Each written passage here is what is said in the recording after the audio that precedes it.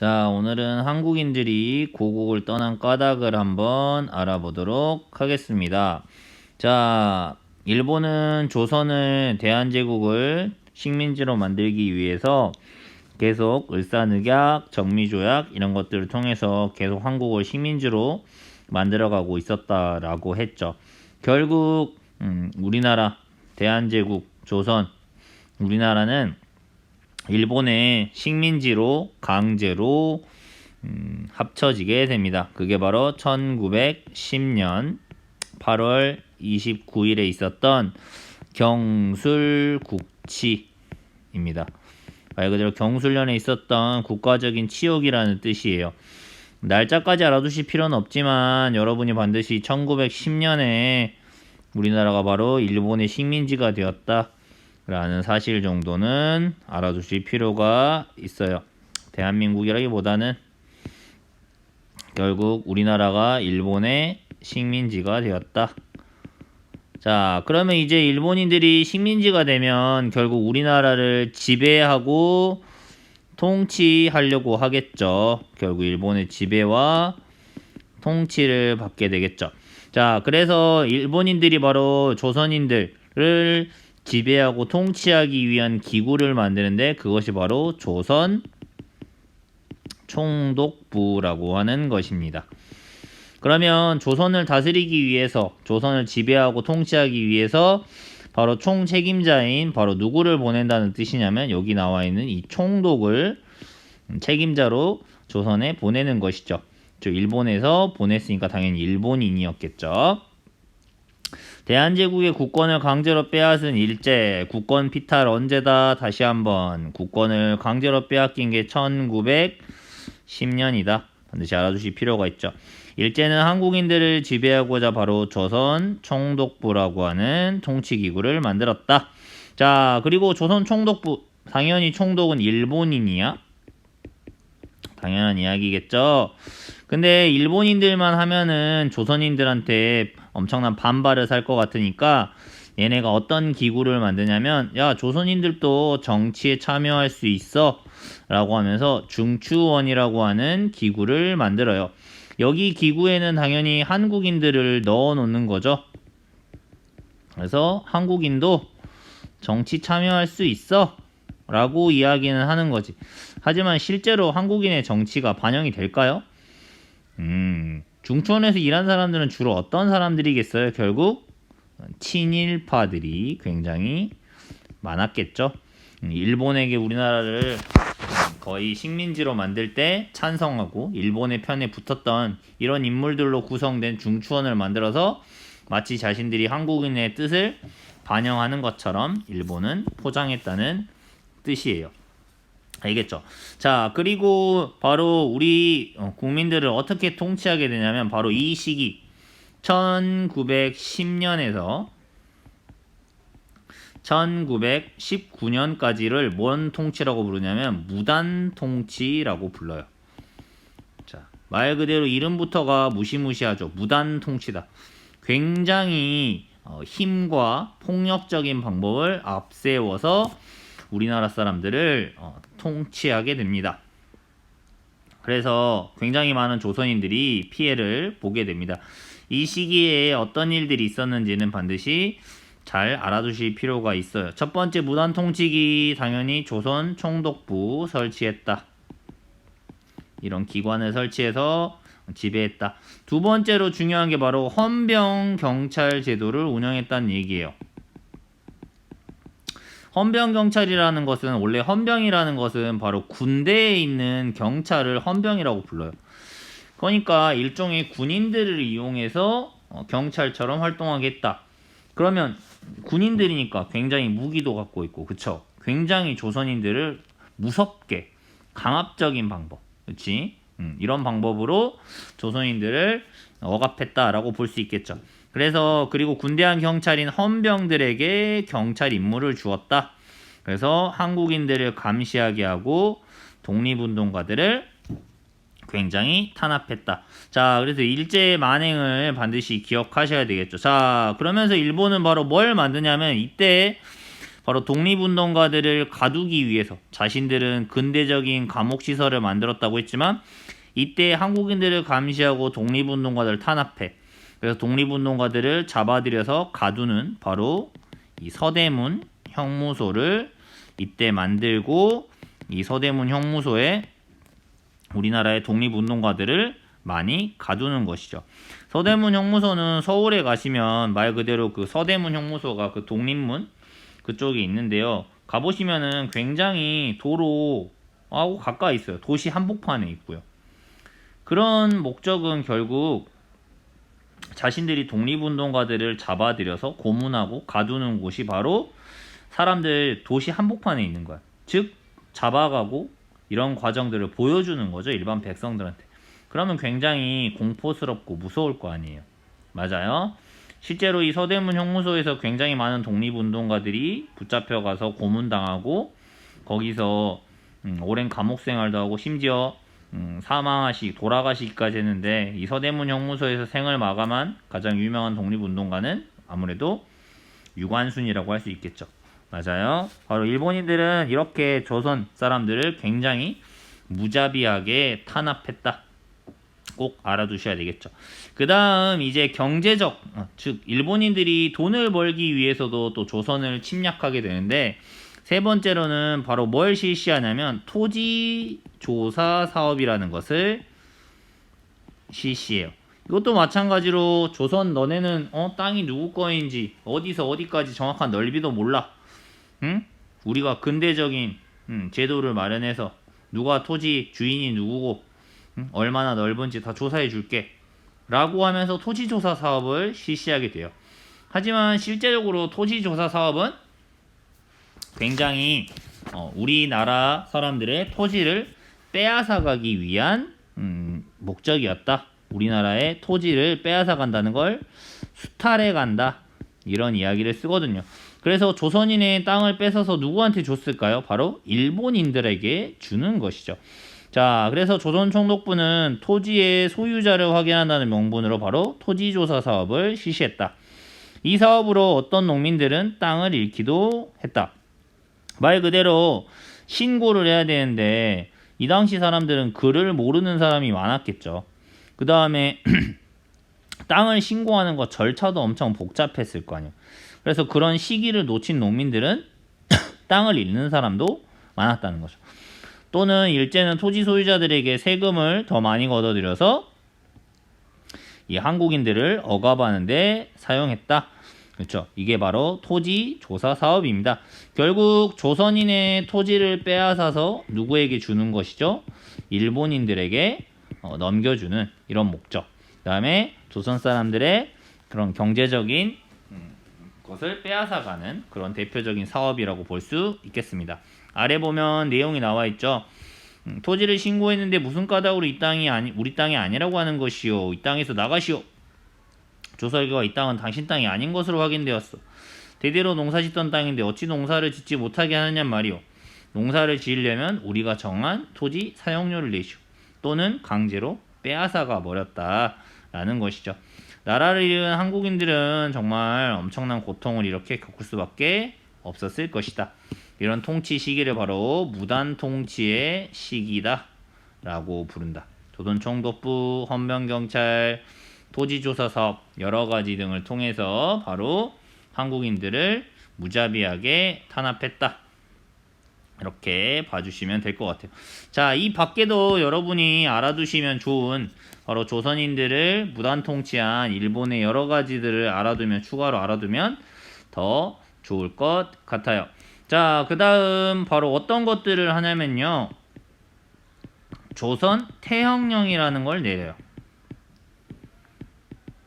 조선 태형령이라고 하는 것은 무슨 말이냐면 한국 사람한테만 말 그대로 한국인에게만 태형, 즉 때리는, 엉덩이를 때리는 이 처벌을 내리는 것입니다. 일본인들한테는 적용이 안 돼요. 태형이라는 건 우리 그 곤장 맞는 거 있잖아요. 그렇죠? 이거를 바로 실시해가지고 일본인들은 하지 않으면서 조선인들한테만 태형령을 발동한다는 거야. 그러면 이거를 판단하는 사람은 누구겠어요? 바로 여기 위에 있었던 바로 누가 판단해? 헌병 경찰이 직접 판단하는 거야. 심지어 뭣도 없어? 재판도 없이. 자신들은 근대적인 국가라고 하면서 헌병 경찰이 조선인한테는 재판도 없이 태형을 내려서 엉덩이를 때리거나 벌금을 내릴 수 있는 이런 것들을 했다는 얘기죠. 지금은 어때요? 당연히 뭐 어떤 죄인이라 해도 때려서는 안 되죠. 맞아요. 그 사람의 인권이잖아요.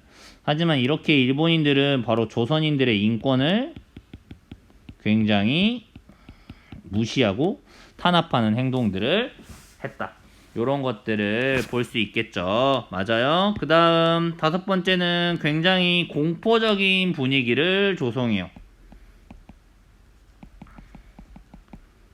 이런 헌병 경찰들은 칼을 차고 다닌다는, 심지어 그 다음 학교에 있는 교사에게도 뭘 차게 한다? 칼을 차게 했다. 무슨 말인지 알겠죠? 자, 요런 것들 생각해보면 굉장히 무서울 거 아니에요. 그쵸? 교사도 칼을 차게 하고, 그 다음 굉장히 군복이 생각나게 하는 무서운 옷을 입어 제복을 입게 하는 거죠. 마치 군인이 아이들을 가르치는 것처럼. 그러면 굉장히 아이들은 일본에 대한 그런 무서움을 갖게 될 거 아닙니까? 이런 것들을 하게 돼요. 그 다음 또 6번으로는 바로 조선인들의 기본권들을 제한해요. 그러니까 인권을 마찬가지로 침해하는 거죠. 인권 중에서 제일 많은 거는 바로 언론, 신문을 결국 조선인들은 만들 수 없게 하는 거죠. 그래서 조선인들이 만든 신문사들은 없애버려요. 즉 일본에게 비판되는 이야기라는 조선인 신문들을 다 없애버린다 라는 것이죠. 그리고 바로 일본인들이 잘못하면 우리는 모여서 우리의 목소리를 낼 수 있는 집회의 자유 역시 조선인들에게는 없다, 이렇게 하는 것이죠. 그래서 조선인들의 기본권을 굉장히 억압하는 이런 정책들을 펼친다. 굉장히 우리 조선인들을 정말 무자비하게 다루었다. 그 다음에 학교에서도 교육 내용을 보면 정말 기초적인 수준, 그냥 말 그대로 일꾼으로서만 쓸 수 있을 정도의 교육만 이루어지게 한다. 그리고 학교에서 뭘 적극적으로 가르치려고 할까요? 바로 일본어 교육을 집중한다. 조선 사람에게 일본어 교육을 시켜야 바로 일본인들이 조선인을 부려먹을 수 있기 때문이겠죠. 또 너무 공부를 잘하면 안 돼. 너무 공부를 잘하면 자기들한테 따지니까. 그래서 학교의 수준을 굉장히 낮은 형태로 만드는 이런 정책들을 펼친다. 그 다음 또 조선인들이 부자가 되면 안 돼. 그래서 조선 회사령이라고 하는 걸 만들어요. 들어만 놓으세요. 그래서 조선인이 뭔가 회사와 공장을 세우려면 총독에게 뭘 맡아야 된다? 허가를 맡아야 된다. 그럼 생각해 보세요. 조선인이 회사와 공장을 세운다. 마찬가지 독립운동가 이런 사람들이 회사를 세우면 허가해 주겠어요? 안 해주겠죠. 조선인이 회사를 세우거나 공장을 세워도 허가해 주는 사람은 일본에게 충성하는 친일파들에게만 회사나 공장을 허가해 주는 것이겠죠. 이렇게 조선 안에서 조선 사람들은 무단 통치 아래서 엄청난 어려움들을 겪고 있었다. 알겠죠? 이렇게 되니까 결국 수많은 독립운동을 하거나 또는 살기가 어려워진 사람들은 바로 다른 나라로 떠나게 된다. 그래서 일제의 탄압과 수탈이 계속되자 이렇게 만주와 연해주 등 국외로 떠나는 사람들이 계속 늘어났다. 다시 한번 만주는 지금의 중국 땅이고요. 연해주는 지금의 러시아 땅입니다. 네, 이쪽으로 많이 떠나 있다. 그래서 중국이나 러시아에도 우리나라 동포분들이 많이 살고 계시죠. 국내 활동이 어려워진 독립운동가들 역시 다른 나라로 건너가서 활동을 한다. 안창호라는 인물 기억하실 필요가 있을 것 같아요. 일제가 우리나라를 강제로 빼앗긴 저부터 한국인들의 실력 양성을 위해 노력했다. 그러니까 안창호 선생님 하면 기억하실 게 바로 무장 독립운동보다는 우리 국민들의 실력 양성, 이걸 위해서 굉장히 노력하신 분이었다. 그래서 바로 실력 양성을 하기 위해서는 우리가 배워야 한다. 그래서 뭘 세워요? 평양에 대성학교라는 걸 세워서 바로 조선인들을 교육하려고 노력했다고 하는 것이죠. 평양에는 대성학교. 인재를 키워냈으나 나라가 망할 것을 예상하고 신민의 간부들과 함께 중국으로 망명했다. 이 신민회라고 하는 것 대표적인 독립운동 단체입니다. 독립운동 단체. 바로 이런 독립운동 단체에 가만 놔뒀겠어요, 일본이? 그쵸. 이 신민의 간부들 다 잡아서 아까 말했던 서대문 형무소에 가둬버리고 고문하고 탄압하는 것이죠. 그러니까 다 해외로 망명을 할 수밖에 없었다. 해외에 가서 피신을 한 거죠. 그 다음 안창호 선생님은 미국까지 건너가 샌프란시스코에서 이제 또 흥사단이라고 하는 단체를 세웠다. 그래서 계속 실력 양성 운동에 앞장섰다. 그 다음에 또 기억하실 분이 바로 이 이회영이라고 하는 분입니다. 이분은 굉장히 부자였다고 해요. 지금 돈으로 따지면 무려 명동, 서울 한복판인 명동에 600억 원 정도의 부동산, 땅이 있었다고 하는 바로 엄청난 부자입니다. 지금의 서울 명동에 만약 이회영 선생님이 이 땅을 가지고 있었으면 600억이 뭐야? 훨씬 많은 돈이 됐을걸? 그렇지? 완주에 바로 신흥강습소. 자, 중요해. 신흥무관학교. 자, 신흥무관학교는 뭐예요?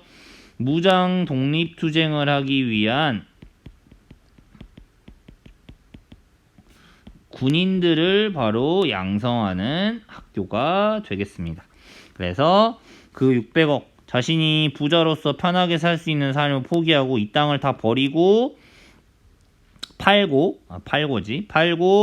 바로 자신의 전 재산을 투자해서 신흥강습소를 세우셨다. 어떻게 보면은 친일을 했다면 더 자기가 또는 그냥 그 재산만 가지고 있었다면 배불리 먹고 살 수 있었겠지만 이회영 선생님이 바로 신흥무관학교를 세우셨다. 정말 대단한 분이 아니시겠어요. 그쵸? 신흥무관학교에서는 무엇을 배울까라는 거죠. 여기 삼원보라고 하는 곳에 신흥무관학교가 있었다. 이회영을 중심으로 설립된 신흥강습소는 독립에 이바지할 군인을 키워내는 목적이다. 그 설명드렸죠? 나중에 신흥무관학교로 이름이 바뀌었다. 그래서 군사교육, 그치? 그 다음 우리 역사, 국어, 그 다음에 전쟁하려면 지리 이런 것들이 필요하니까 가르쳤다. 이렇게 해서 신흥무관학교 학생들 사진이 남아있네요. 이회영이 만주로 간 까닭을 알아봅시다. 탐구활동, 독립운동가 이회영의 활동을 살펴봅시다. 이회영 일가는 명문가인 동시에 조선에 손꼽히는 부자였다. 선생님 아까 말씀드렸죠. 엄청난 부자였다. 하지만 이회영은 나라를 빼앗기자, 일본에 빼앗기자 형제들을 모아놓고 다음과 같이 이야기했다. 우리 형제가 대의가 있는 곳에서 죽을지언정 외적 밑에서 노예가 되어 생명을 구걸해야 한다면 이는 짐승과 같다. 그리고 이회영과 5 형제들, 그 가족들은 막대한 재산을 처분하고 고향을 떠나 한국과 가까운 만주로 갔다. 그래서 그 재산으로 바로 신흥강습소, 신흥무관학교를 세웠다는 거죠. 그래서 신흥무관학교는 바로 이렇게 2천여 명이 넘는 졸업생을 배출하면서 민족의 독립을 위해 많은 노력을 하였다라는 거죠. 결국 나중에 일본의 탄압으로 독립운동 자금도 다 떨어지고 그 부자였던 이회영 선생님이 이렇게 힘든 삶을 사셨다는 얘기예요. 이런 분들이 희생이 있었기에 지금의 대한민국이 있는 거겠죠? 지난 1, 2년간 그럭저럭 동료들이 사업비와 생활비를 보내주었지만 3, 4년 후에는 한 푼도 보내준 이가 없었다. 외놈들의 세력이 점점 커지니 우리를 보살펴주는 사람이 없었다. 그때는 정말 백기 딱 하고 가여웠다. 너무 가난해서 한 달 중 15일은 밥을 짓지 못했고 자리야 점심 한 끼만 먹었다. 노인이 어찌 견디리요? 지금도 생각하면 가슴 아픈 일이다. 이렇게 큰 뜻을 품었던 사람은 이렇게 가난하고 힘들게 자신의 모든 것을 내어놓고 독립을 위해서 싸웠는데 반면에 친일파들은 잘 먹고 잘 살고 더 많은 재산을 가지고 그치? 했다는 거. 이회영은 왜 고향을 떠나 만주 지역으로 갔을까요? 결국 독립운동을 하기 위해서였겠죠.